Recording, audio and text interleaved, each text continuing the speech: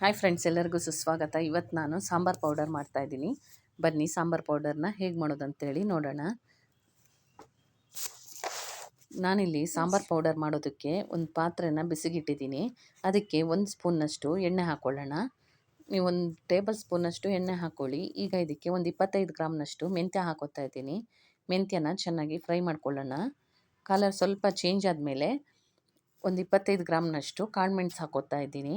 ಕಾಳುಮೆಣಸನ್ನು ಚೆನ್ನಾಗಿ ಫ್ರೈ ಮಾಡ್ಕೊಳ್ಳಿ. ಈಗ ಇದಕ್ಕೆ ಒಂದು 75 ಗ್ರಾಮ್ನಷ್ಟು ಕಡಲೆಬೇಳೆ ಹಾಕ್ಕೊಳ್ಳಿ. ಕಡಲೆಬೇಳೆ ಸ್ವಲ್ಪ ಕಲರ್ ಚೇಂಜ್ ಆದಮೇಲೆ ಒಂದು 75 ಗ್ರಾಮ್ನಷ್ಟು ಉದ್ದಿನಬೇಳೆ ಹಾಕ್ಕೊಳ್ಳೋಣ. ಈಗ ಒಂದು 5 ನಿಮಿಷ ಮೀಡಿಯಮ್ ಫ್ಲೇಮಲ್ಲಿ ಚೆನ್ನಾಗಿ ಫ್ರೈ ಮಾಡ್ಕೊಳ್ಳಿ. ನಂತರ ಇದಕ್ಕೆ ಕೊತ್ತಂಬರಿ ಬೀಜ ಹಾಕ್ಕೋಬೇಕು. ನಾನಿಲ್ಲಿ 100 ಗ್ರಾಮ್ನಷ್ಟು ಕೊತ್ತಂಬರಿ ಬೀಜ ಹಾಕ್ಕೊಂಡಿದ್ದೀನಿ. ಕೊತ್ತಂಬರಿ ಬೀಜ ಹಾಕ್ಕೊಂಡು ಚೆನ್ನಾಗಿ ಫ್ರೈ ಮಾಡ್ಕೊಳ್ಳೋಣ.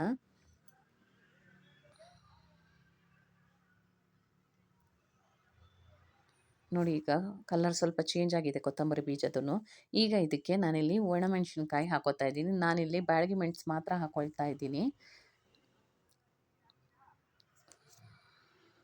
ನಾನಿಲ್ಲಿ ಒಂದು 150 ಗ್ರಾಮ್ನಷ್ಟು ಬ್ಯಾಡಗಿ ಮೆಣಸನ್ನು ಹಾಕ್ಕೊಂಡಿದ್ದೀನಿ. ಹಾಗೆ 1 ಹಿಡಿಯಷ್ಟು ಕರಿಬೇವನ್ನು ಇದ್ರ ಜೊತೆನೇ ಹಾಕ್ಕೊಂಡು ಚೆನ್ನಾಗಿ ಫ್ರೈ ಮಾಡ್ಕೊಳ್ಳಿ.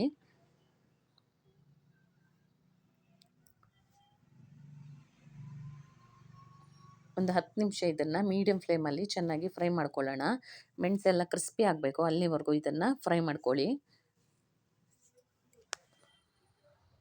ಈಗ ಇದಕ್ಕೆ ಬೇಕಿದ್ದರೆ 1-2 ಚಕ್ಕೆ ಹಾಕ್ಕೊಳ್ಳಿ. ಸ್ವಲ್ಪ ಪರಿಮಳ ಚೆನ್ನಾಗಿರುತ್ತೆ ಚಕ್ಕೆ ಹಾಕ್ಕೊಂಡ್ರೆ. ನಾನಿಲ್ಲಿ 2 ಕಡ್ಡಿ ಚಕ್ಕೆ ಹಾಕ್ಕೊಂಡಿದ್ದೀನಿ. ನಂತರ ಇದಕ್ಕೆ ಒಂದು 25 ಗ್ರಾಮ್ನಷ್ಟು ಜೀರಿಗೆ ಹಾಕ್ಕೊಳ್ಳೋಣ.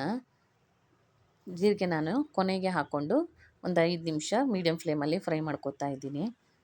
ನೋಡಿ, ಈಗ ಎಲ್ಲನೂ ಚೆನ್ನಾಗಿ ಫ್ರೈ ಆಗಿದೆ. ಈಗ ಗ್ಯಾಸ್ ಆಫ್ ಮಾಡಿಕೊಂಡು ಇದಕ್ಕೆ ನಾನಿಲ್ಲಿ ಹಿಂಗೆ ಹಾಕೋತಾ ಇದ್ದೀನಿ. ನಾನು ಪೌಡ್ರ್ ಹಿಂಗೆ ಹಾಕೋತಾ ಇದ್ದೀನಿ. ನಿಮ್ಮ ಹತ್ರ ಗಟ್ಟಿ ಹಿಂಗಿದ್ರೆ ಮೊದಲೇ ಹಾಕ್ಕೊಳ್ಳಿ. ಎಣ್ಣೆ ಹಾಕಿದ ತಕ್ಷಣ ಗಟ್ಟಿ ಹಿಂಗನ್ನ ಹಾಕ್ಕೊಂಬಿಡಿ. ನಾನು ಈಗ ಒಂದು 2 ಟೀ ಸ್ಪೂನ್ನಷ್ಟು ಅರಿಶಿನ ಪೌಡರ್ ಹಾಕ್ಕೊಂಡು ಚೆನ್ನಾಗಿ ಮಿಕ್ಸ್ ಮಾಡ್ಕೋತಾ ಇದ್ದೀನಿ. ಇದು ಪೂರ್ತಿ ತಣ್ಣಗಾಗಬೇಕು. ನಂತರ ಇದನ್ನು ಪೌಡ್ರ್ ಮಾಡ್ಕೊಳ್ಳಿ. ನಾನಿಲ್ಲಿ ಸ್ವಲ್ಪನೇ ಸಾಂಬಾರು ಪೌಡ್ರ್ ಮಾಡೋದ್ರಿಂದ ನಾನು ಮನೆಯಲ್ಲೇ ಪೌಡ್ರ್ ಮಾಡ್ಕೋತಾ ಇದ್ದೀನಿ. ನೀವು ಇದಕ್ಕಿಂತ ಜಾಸ್ತಿ ಸಾಂಬಾರು ಪೌಡ್ರ್ ಬೇಕಿದ್ದರೆ ಎಲ್ಲ ಕ್ವಾಂಟಿಟಿ ಸ್ವಲ್ಪ ಡಬಲ್ ಹಾಕ್ಕೊಳ್ಳಿ. ನೋಡಿ, ಈಗ ನಾನು ಪೌಡ್ರ್ ಮಾಡಿ ತಗೊಂಡಿದ್ದೀನಿ. ಕಲರ್ ತುಂಬಾ ಚೆನ್ನಾಗಿ ಬಂದಿದೆ. ನಾನು ಬ್ಯಾಡಗಿ ಮೆಣಸೆ ಪೂರ್ತಿ ಹಾಕಿರೋದ್ರಿಂದ ಕಲರ್ ಚೆನ್ನಾಗಿ ಬಂದಿದೆ. ಇದು ಪೂರ್ತಿ ತಣ್ಣಗಾದ್ಮೇಲೆ ಇದನ್ನು ಒಂದು ಡಬ್ಬಕ್ಕೆ ಹಾಕಿ ತೆಗೆದಿಟ್ಕೊಳ್ಳೋಣ. ಈ ವಿಡಿಯೋ ನಿಮಗೆಲ್ಲ ಇಷ್ಟ ಆಗಿದೆ ಅಂತ ಅಂದ್ಕೊಂಡಿದ್ದೀನಿ. ಇಷ್ಟ ಆಗಿದ್ದರೆ ಈಗಲೇ ಒಂದು ಲೈಕ್ ಮಾಡಿ, ಹಾಗೆ ನಮ್ಮ ಚಾನಲ್ನ ಸಬ್ಸ್ಕ್ರೈಬ್ ಮಾಡಿ. Thank you for watching. Bye bye.